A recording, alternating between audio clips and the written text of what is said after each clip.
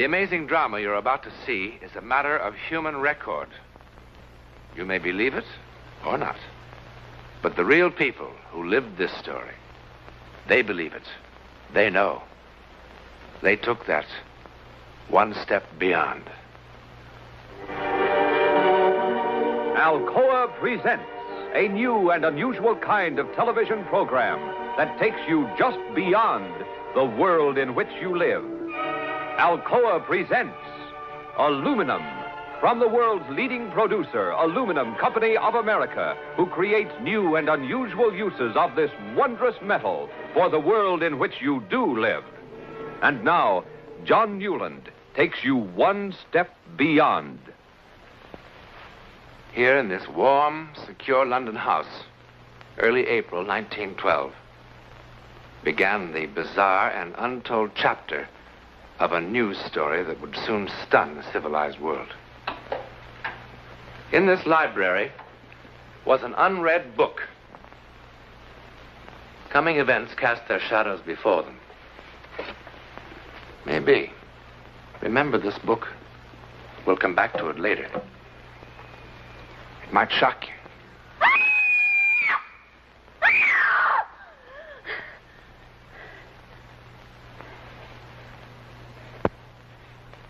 Mother.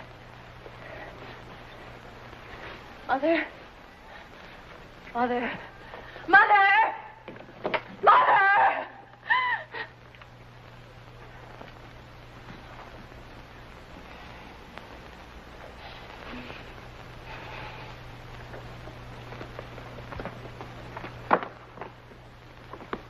What is it? What's wrong, dear?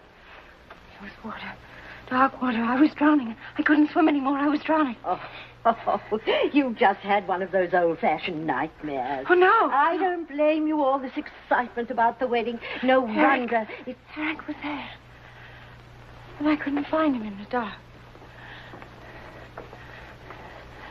And the water closed in over me. What does it mean? Nothing. Absolutely nothing. And in 4 days you'll be married and in Switzerland on your honeymoon. The happiest bride that ever was. And you can't drown in Switzerland. Nobody ever does. All they do is bang into trees on those foolish skis. But drowning? No. It was all so clear to me. And I could feel the water. It was like ice. Now, if you must dream, I order you to dream only pleasant things. Eric, your wedding dress, and how happy you're going to be. Promise? That's better. Now, come on back to bed. But I couldn't find him. I couldn't find him. Now, that is enough, darling. And I shouldn't worry Eric with this. He's been trying so hard to make everything wonderful for you. There. Now. Good night, dear. And no more nightmares.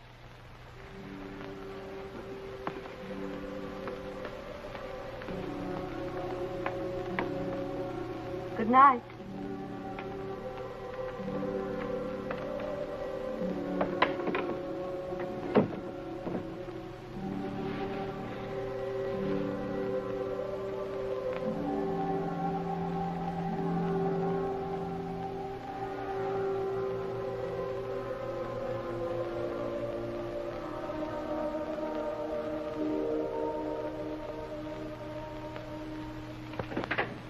Good morning, Emily.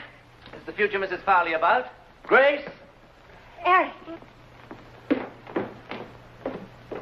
Well. I know it's early, but I wanted to see what my wife would look like in the mornings. Ugly. Would you like some coffee, darling? I'd love some. You like surprises, don't you, darling? I love them. Come on, surprise me. It's about our honeymoon. The honeymoon? We're not going to Switzerland. We're not. Well, where are we going? We're going to America. To New York City. New York? Eric. Now, why don't you ask me how we're going to get there? Swim? Rowboat? Raft? All right, darling, how? That's how. Stateroom 111B, boat deck, right next door to Mr. and Mrs. John Jacob Astor, no less. On the maiden voyage of His Royal Majesty's ship, Titanic, Southampton to New York, 6 days at sea, next Tuesday. At sea? Oh, just a little sugar, darling. I can't.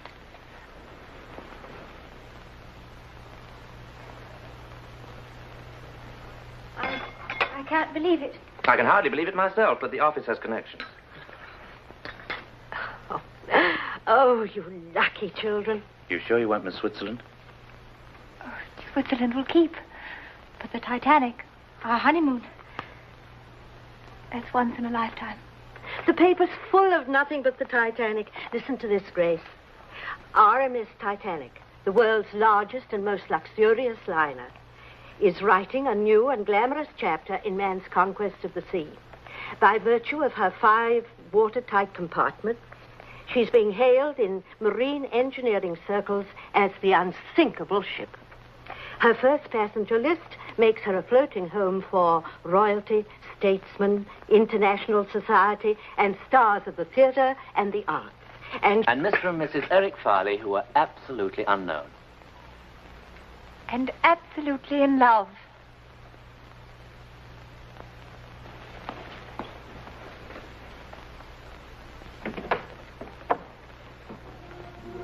Grace! Grace!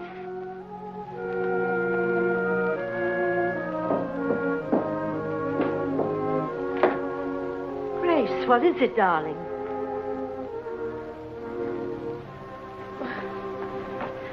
What is it?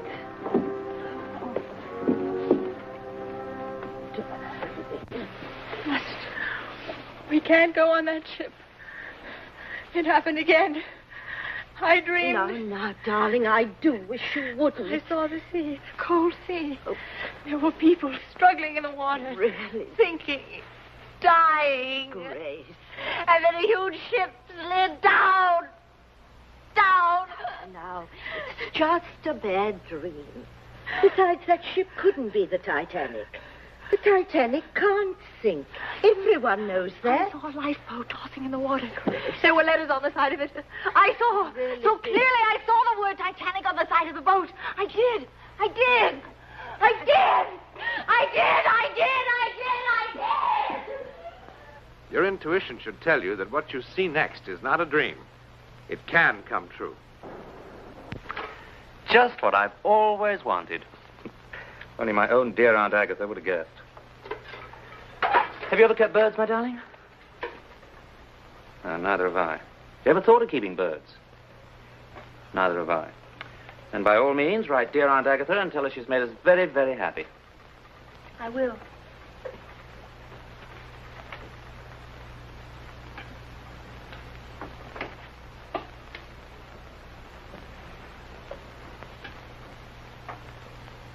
I know all about last night.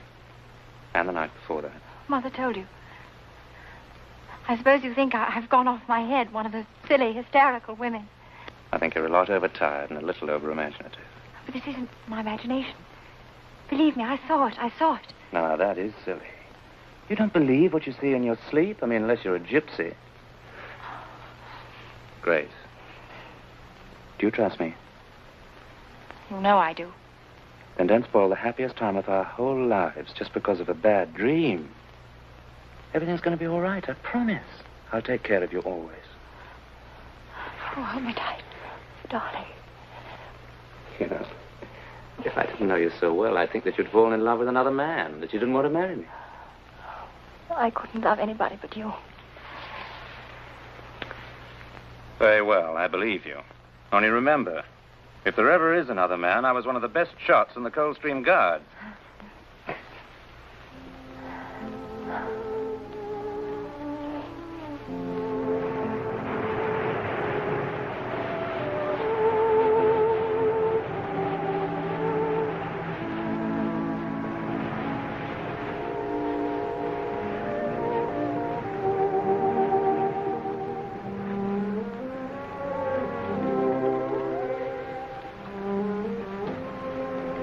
Are you asleep? I think I will keep a bird after all. would please your Aunt Agatha, wouldn't it? Terribly. Did you have any particular species in mind? Oh, a lovebird, of course. Oh, naturally, lovebird.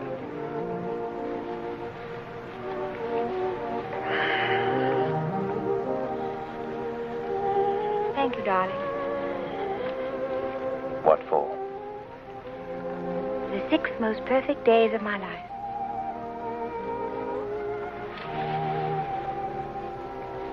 How lovely you are. And very young. Could be even better days.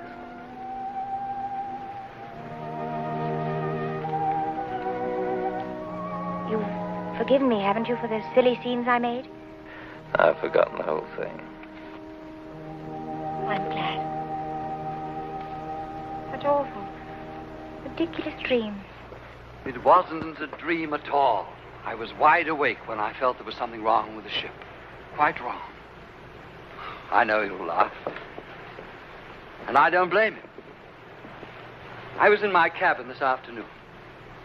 I imagine it was around 4 o'clock when I heard this terrible sound. What kind of sound? It was a terrible grinding sound, as though the ship had suddenly struck some immovable object. The whole boat seemed to tremble with the impact. Tell me, by any chance, did you hear anything or feel anything? No. I heard nothing like that, I'm happy to say. You know, it's probably your imagination, or more likely, indigestion. Now, why don't you see the ship's doctor? He's a good man, I'm told. I'm all right physically. It's just that for the first time in my life, I'm afraid. I'm afraid even for the next few hours. I don't know what I'm afraid of. It's as though something in my soul. You know, if I weren't such a hard-headed realist and I were at home, I think I'd call on my minister. As the mighty ship raced through the Atlantic night, there were others far away who felt dark premonitions of disaster. For one, a Methodist minister in Winnipeg, Canada. 4, 6.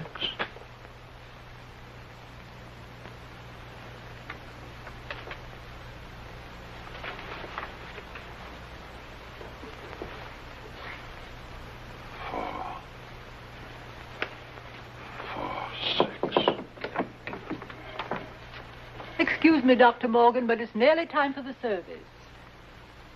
Miss Parsons, I'd like the congregation to sing hymn number 446 tonight.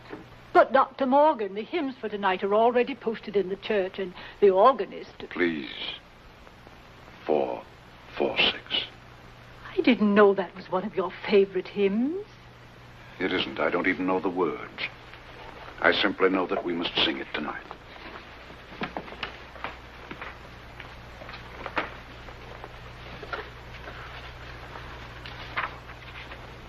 Hear, Father, while we pray to thee for those in peril on the sea. Better we should be praying for our farmers after a winter like this.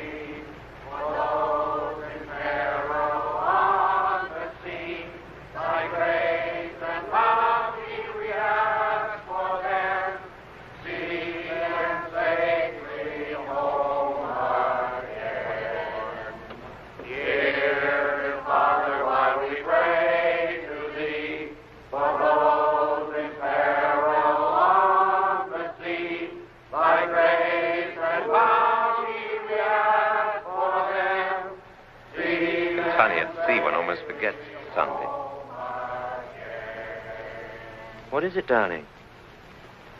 Nothing. You're cold. Come to bed.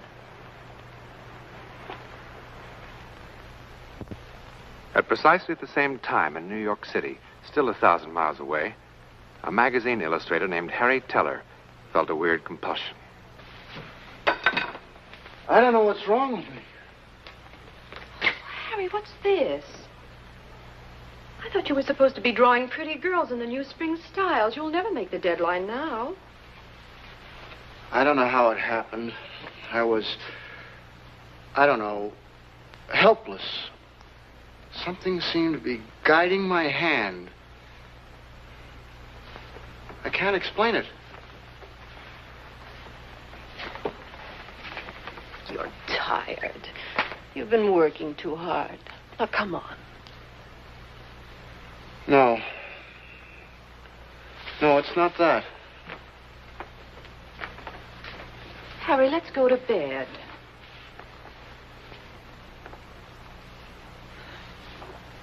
Now, this drawing, it's awful. I don't know who would want it.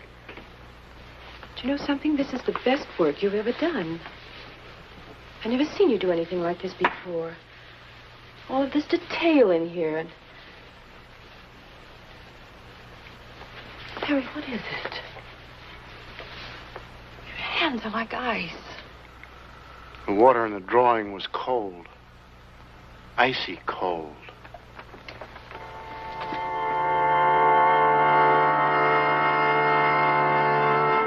If you listen carefully, we will prove our ability to transfer our thoughts to you.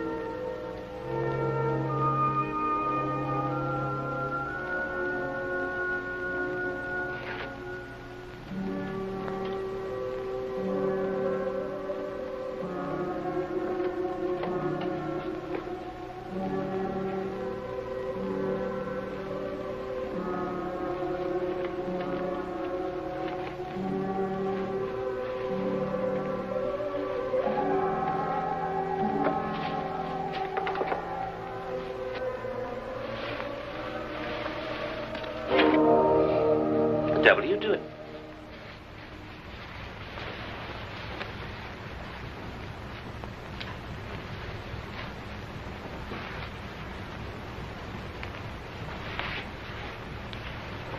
Grace.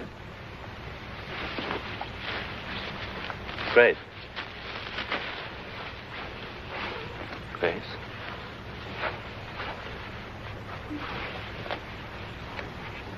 Grace. What happened? What's the matter? Everything's all right now. You come back to bed. I don't understand. I was sleeping. Someone was screaming, hurry, that we need warm clothes. And I must...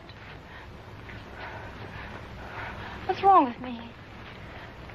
I must be losing my mind. Oh, I'm losing my mind. Darling, you're driving me out of mind, you know. Look, I'm not John Jacob Astor or a member of the nobility. I've saved for 2 years for this trip, wanting it to be a perfect honeymoon, and to have it spoilt by such childish nonsense. Oh, I'm sorry, Eric. I'm sorry. All right, darling, you're forgiven. I just don't make a habit of pitching my best clothes on the floor.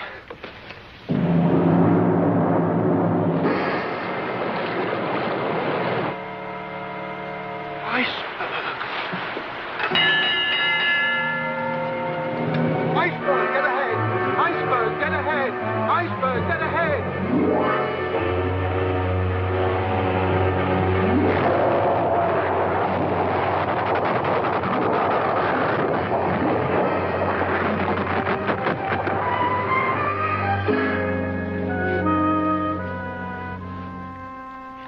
seems to have stopped.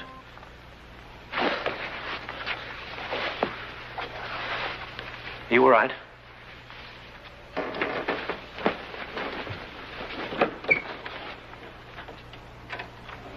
Oh, Stuart. Sir? The engine seemed to have stopped. What was it? There was some report of an iceberg, sir. The captain stopped the vessel, sir, just to be on the safe side, you know. What an incredible ship. What service. They run out of ice at the bar, so what happens? We hit an iceberg. Good fresh ice. That's what I like. It's all over the deck. Have a drink, chum. No, thank you.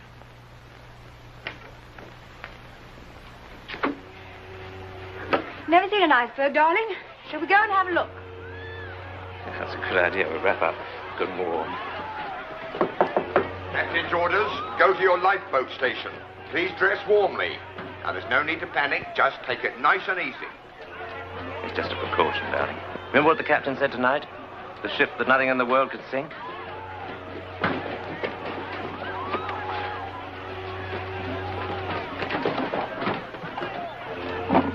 What are you doing? Trying to impress an iceberg with your jewels? Just in case the miners are coming back. Oh, come on.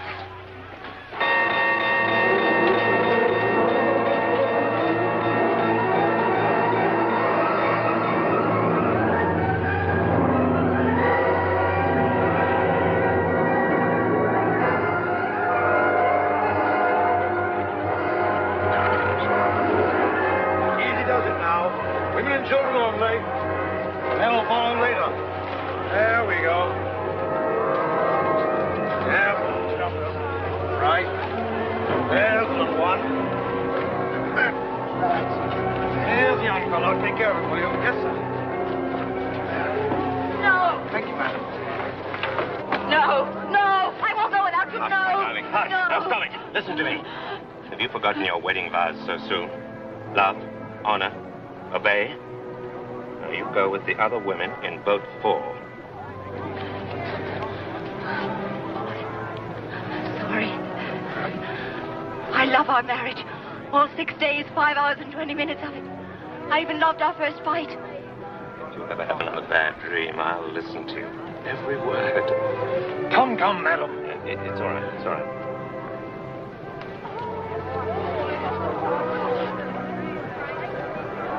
Good night, my love.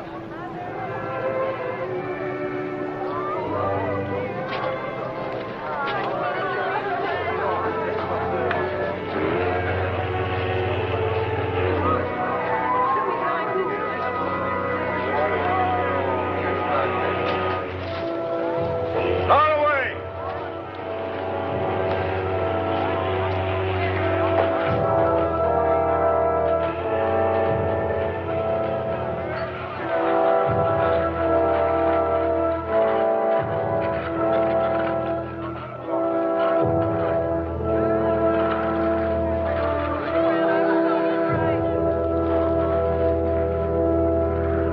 Eric Farley never came back to this house.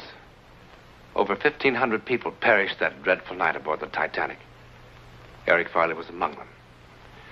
You've seen some of the unexplained supernatural events surrounding the life and death of a great ship. Now, do you remember this book? It's a novel published in 1898, 14 years before the ill-fated vessel was even dreamed of. The title, Futility. Its author, Morgan Robertson. It's a story about the largest liner ever built, carrying on its maiden voyage the rich and great of the world. Then, on an April night, it struck an iceberg. The vessel in this book was 70,000 tons. The Titanic, 66,000 tons. The length of the ship in these pages, 800 feet. The Titanic, 882 feet. Both made 25 knots. Both carried about 3,000 passengers. Both liners had lifeboats for only a fraction of that number. And both were considered unsinkable. Oh, one more thing. The author called his ship the Titan. In a moment, something else to think about. Oh, about next week? Well, it begins with a silly argument about this hat. And it ends when two people in peril, miles apart, discover an amazing kind of communication. An incredible way of finding each other, as together they take that one step beyond.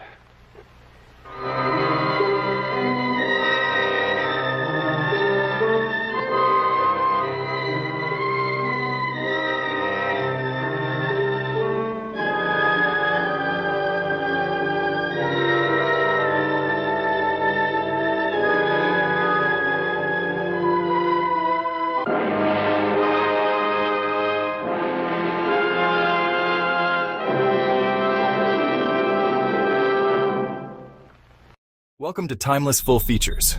Tonight, we invite you to cross the threshold of reality and step into a world where logic fails, and the unexplained begins. Hosted by John Newland, this is One Step Beyond, a classic television series that explores true stories of the supernatural, the strange, and the mysterious. Get ready for a journey into the unknown. The episode begins now.